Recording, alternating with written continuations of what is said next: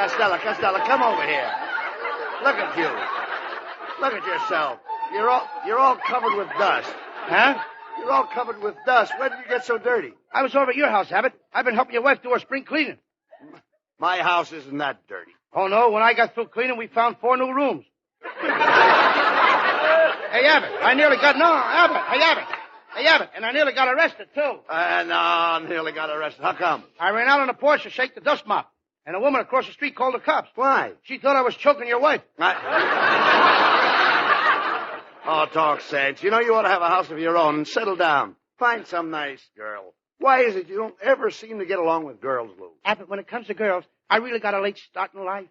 You see, my parents were very strict. You mean they wouldn't let you go out with the opposite sex? They wouldn't even tell me which was the opposite sex. Only this morning, my father told me never to go out with girls. Where's your father now? Out with girls? But since I'm out here in Hollywood, Abbott, I found out about girls. I've rubbed shoulders with Lana Turner, I rubbed shoulders with Hedy Lamarr, and I rubbed shoulders with Betty Grable. And what did you find out? They all wear shoulder pads. But I don't worry about girls. I'd rather have my canary. She's so smart. But what do you mean so smart? What's so smart about a canary? Can you take a bath in a saucer? Talk sense. How about Marilyn Maxwell? Don't you date her anymore? I called Marilyn yesterday to go nightclubbing with me, but she wouldn't go. Well, so what? There are other fish in the sea. Yeah, but how would I look dancing at the Macambo with a mackerel?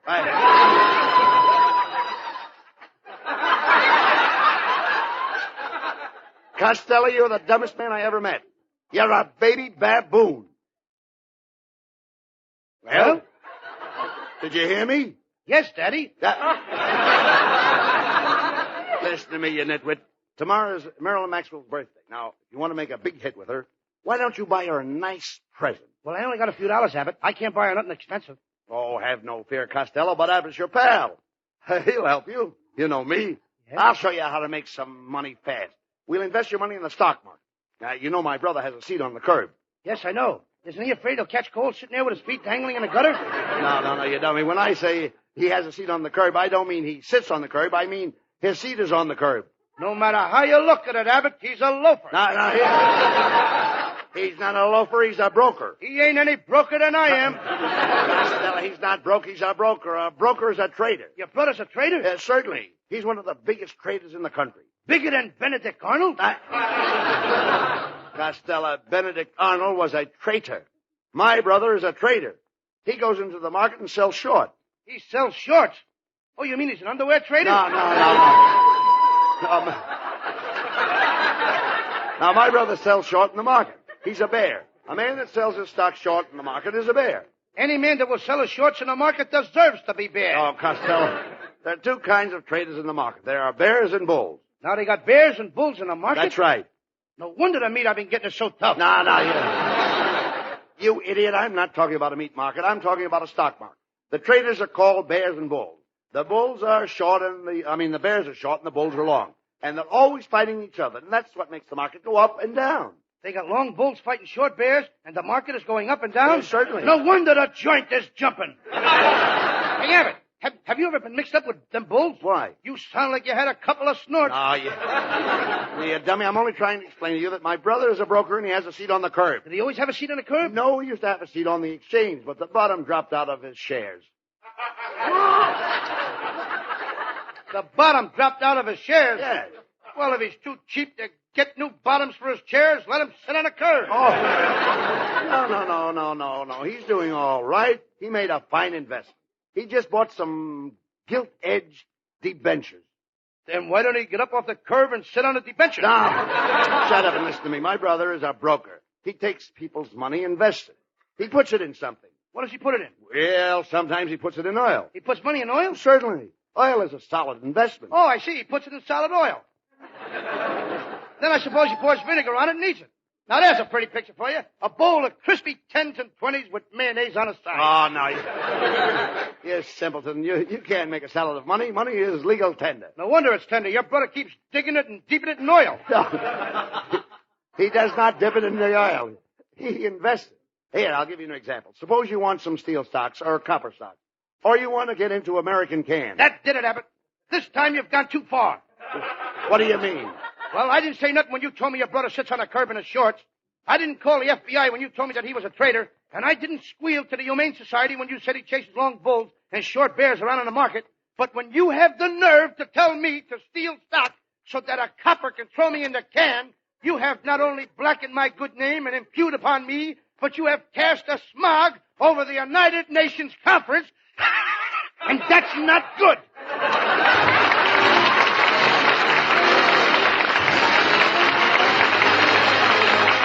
Gotta get Marilyn something nice for her birthday. Now, why don't you get her a nice mink coat like Mrs. Wetwash wears?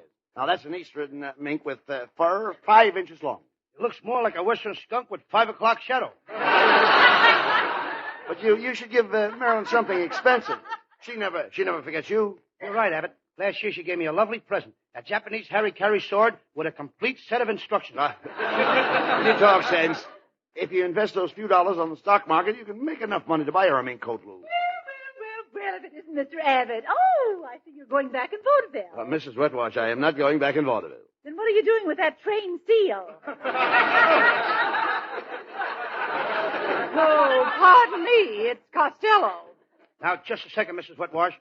I don't look like a trained seal. Maybe not, but I'm thankful I'm not a herring. You ain't half as thankful as the herrings are. Cut that out, Costello. Mrs. Wetwash, Costello wants to make some money quick. Now, your late husband made a lot of money. Could you tell us how he did it? Well, my husband was a powerful man. He was a magnet. He must have had a powerful magnet to pick up a load of scrap iron like you. Why, you cut-rate Sidney Greenstreet. Mr. Abbott, why does Costello need all this money? Well, it's Marilyn Maxwell's birthday, and Costello wants to buy her a mink coat. A mink coat from Maxwell? Oh, what do you see in Marilyn Maxwell? Why, take away her blonde hair and her good looks, and what have you got? I don't know, but you can deliver it to my house tomorrow morning. Oh, you're in the house. Goodbye. Well, Costello, that settles it. We're going to the broker's office and invest your money. Come on.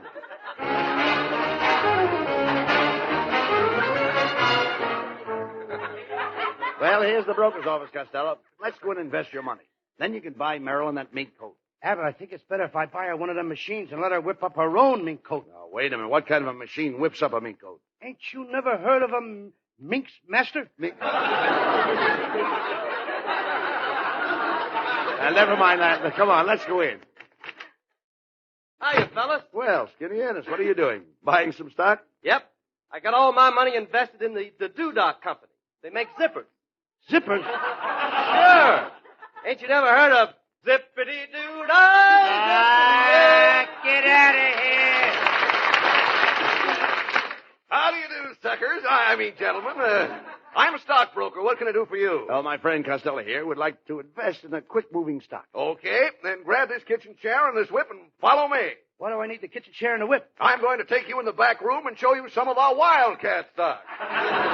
You can sell short and be a bear or buy long and be a bull. Now, what would you like? I'll take a short bear with a bowl of pretzels. And see what those wild cats in the back room will have. Tell the man what stock you want. Look, mister, give me 50 shares of Walter Winchell and 40 shares of Hedda Hopper. Walter Winchell and Hedda Hopper. What kind of stock is that? American Tell and Tell. Ladies and gentlemen, you have just heard the last joke that Luella Parsons will ever write for this show. Costello, I'll give you a good tip. Get in on Hiawatha Canoe. Mister, when I get in a canoe, I don't need any tip from you. I can tip myself and get a quicker turnover, too. Talk By sense. myself. Look, Costello, do as the man says. All right. Here, give me 10 shares of Hiawatha Canoe stock.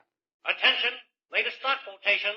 Hiawatha Canoes 51, Hiawatha Canoes 63, Hiawatha Canoes 81. Hey, Costello, you hear that? Your stock has gone up 26 points already. Hooray! I'm rich. Come on, let's go to the first store. I'm going to buy Marilyn the best mink coat in town.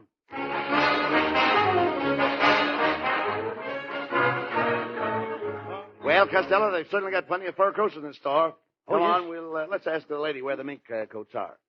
Pardon me, miss. Well, if it isn't Mr. Abbott and Mr. Costello. You fought, little Mon, you. Well, miss, what are you doing? What are you doing here at the Furriers? Oh, I'm putting my new silver Fuchs coat in storage. Storage? Storage. Oh, Abbott, you know what storage is. That's where you fill the pockets of your coot with mothballs and hang it in the closest.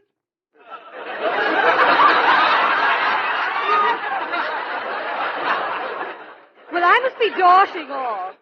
As we say in Russian, Apanya via kalyapina can pushka toyo. And a pan of veal scallopini and a puss to you, too. Costello? Hey, I think this chap is for you. Pardon me, sir. Are you the salesman? Yes, as Mrs. Nussbaum said to Fred Allen, you were expecting maybe Lauren Bagel. Listen, I want to buy a fur coat, and I don't care what it costs. What have you got for about $65? $65? Well, here's a lovely little number, made from the fur of an animal called the whipsonub. What is a whipsonub? A whipsonub is an animal that lives on onions and garlic. And believe me, one whip's enough. Hey, look, Mr. Costello wants to buy a mink coat from Marilyn Maxwell. Well, as Mr. Anthony said to young Widow Brown, you have a problem. Now, here is a lovely mink coat for $3,500. All right, well, that's all right. Come on, Costello, buy the coat and have it sent over to Marilyn Maxwell's house. We've got to get back to the broker's office and see how your stock is doing. Fine. I'll deliver it to Miss Maxwell. That'll be $3,500. Okay, here's my check. And as Lady Godiva said to her horse, I'm putting everything I've got on you. Come on, Costello. The broker's office closes in 10 minutes.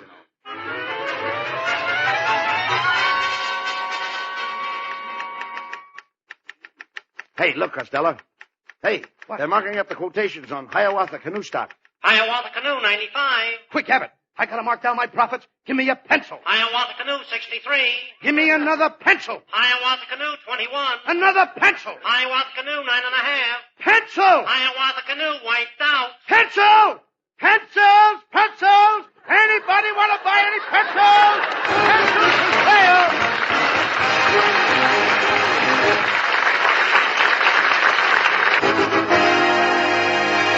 Well, Costello, you did it again. You lost all your money in the stock market. You're penniless. You're poverty-stricken. Why, when you walk down the street, everybody will say, there goes that tramp Costello. Abbott, some people will say, there goes that tramp Costello, but my friends won't say that. No. Well, what will your friends say? There goes Mr. Costello, the tramp. Yeah. You idiot, you know nothing about handling money. Abbott, when it comes to handling money, nobody can hold a candle to me. Why not? It burns. Costello, this is ridiculous. It's ridiculous, Costello. Look, hey, here comes Marilyn Maxwell, and she's wearing the coat. Remember, you've got to get it away from her some way, and return it to the store, you'll go to jail. Oh, there you are, Louis, my darling. How can I ever thank you for this beautiful mink coat? It's the nicest present I ever got. Marilyn, it ain't good enough for you. I'm going to take it back and get something better. Louis, what could be better than mink? Box of candy? Costello, if you don't get that coat, you'll get 10 years in jail. Louis, honey, I know it's your birthday next month, so what do you want me to bring you? A cake with a file in it? Oh, Louis, you're so romantic. It's such a gorgeous night. Just look at that lovely moon and those bright stars. Yeah, a guy is nuts not to be out catching eels on a night like this. Well, thanks for the coat, Louis. I'm going home now. Goodbye. Goodbye. Now you've done it, you idiot. You've got to return that coat. You have to break into her house and steal it. Abbott, my uncle broke into a girl's house and stole back a diamond ring he gave her. What? Which uncle was that? Uncle 914758. Yes, but the trick is to break in without getting caught. Now, here's what we'll do. Marilyn Maxwell is crazy about Von Monroe singing. You call her on the phone. Make believe you're Von Monroe and invite her here to the studio. And while she's out of the house, you break in and steal a coat. Abbott, Marilyn likes Al Jolson singing, too. Why don't we let Larry Parks call up? Let him get the coat. Oh, get on the phone, you idiot, and try to sound like Von Monroe. Okay. Oh, I'll sound like Von Monroe. Wait till I tighten the muscles on my tonsils. Hello? Racing with the moon. Hello? Who is this? Racing with the moon. Who is this? It's Vaughn. Vaughn? Oh, you mean Vaughn Johnson. No, listen. Racing with the moon. Oh, it's Vaughn Monroe. in poison. Oh, Mr. Monroe, it's so nice of you to call. Marilyn, I'm down here at the studio. How would you like to come down and sing a duet with me on my program? Oh, I'd love it. I'll be right down, and I'll wear my new mink coat. It's a Lulu. Racing, and don't bring Lulu. What? Well, you see, my program is informal, so you better leave your mink coat at home. Well, all right, Mr. Monroe, if you say so. I'll be right over. Goodbye. She fell for it, Abbott. Good. Now we'll go over to Marilyn's house and sneak in the window. Then you get the mink coat. Abbott, I'm sorry I didn't give that coat to Mrs. Wetwash. Why? Her windows are easier to open. Never mind that.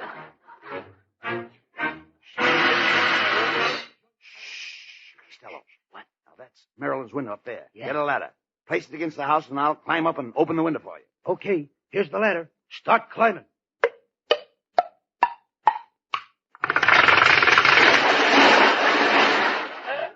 Sorry, Abbott. That's no ladder. It's a Venetian blind. Lucky, moron. Hey, wait a minute. There's the fur coat on that chair. The window's open. Reach in and grab it. Okay, Abbott. Well, burglars, eh?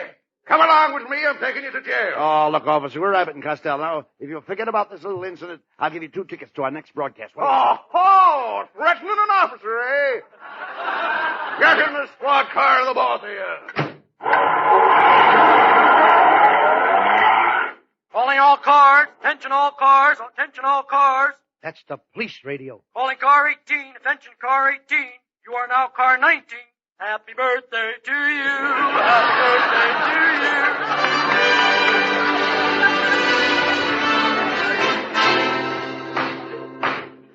you. Order in the court.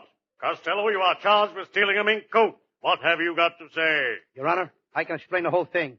I'm in a jam because of marmalading circumstances. Therefore, it becomes necessary to interrogate the corpus delicti and taking into consideration irium, lanolin, and jabrandi. It is insidious, immaterial, and irrelevant. How can you say that? It's easy when you don't know what you're saying. Costello, will you keep quiet? There's enough of this. Costello, I sentence you to 5 years and hard labor. You mean breaking rocks at Alcatraz? No, real hard labor. Finding apartments for California veterans. Come on, Costello. Let's get back to NBC Studios and explain the whole thing to Marilyn. Oh, Abbott. Oh, Abbott, I'm ashamed to face Marilyn. You should be ashamed gambling your money in the stock market when you know absolutely nothing about it. Giving a check for $3,500 when you have no money in the bank. And then stooping so low as to steal the coat back. Do you realize the humiliation that you have caused me? My partner, why do you do these things to me? Oh, I'm boy.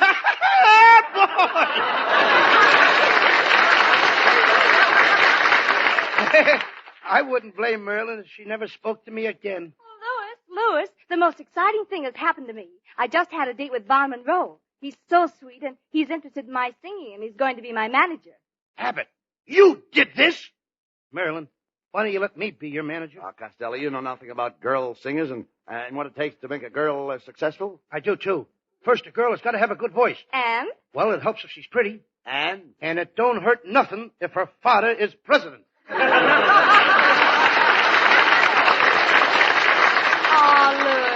Louis, I don't want to hurt your feelings, but Vaughn said it was wrong for me to accept that mink coat from you, so you'll have to take it back. Vaughn said so. Well, Costello, you want to say something?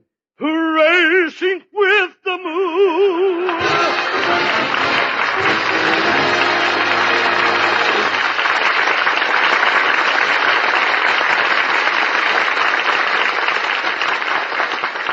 Abbott and Costello will be back in just a moment for Camel Cigarette. During the war, the makers of Camel cigarettes sent a total of more than 150 million free Camels to our fighting men overseas.